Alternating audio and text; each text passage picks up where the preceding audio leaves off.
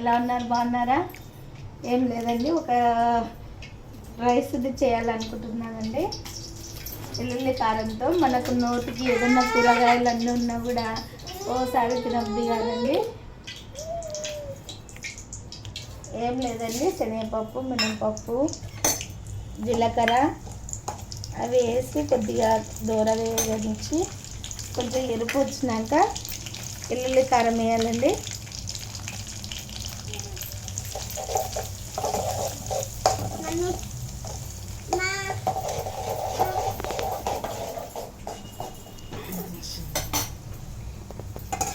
కరివేపాకండి,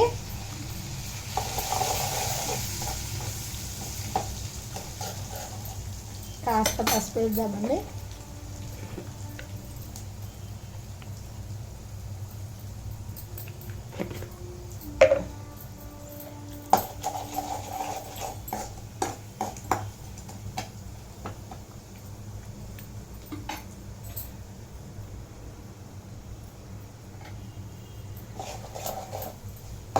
rice చేస్తున్నానండి.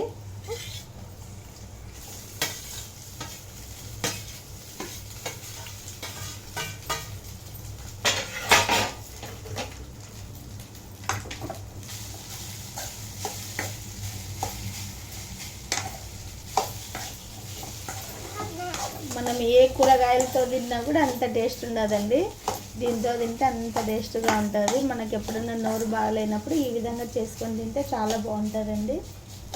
ఓకేనండి, bye friends. అయిపోయిందండి. వెల్లుల్లి రైస్ ఇలా క్రిస్పీగా చేసుకుంటే బాగుంటుందండి. ఇట్లా వాతావరణం కూల్ ఉన్నప్పుడు తింటే బాగుంటుందండి. ఓకేనండి, బాయ్.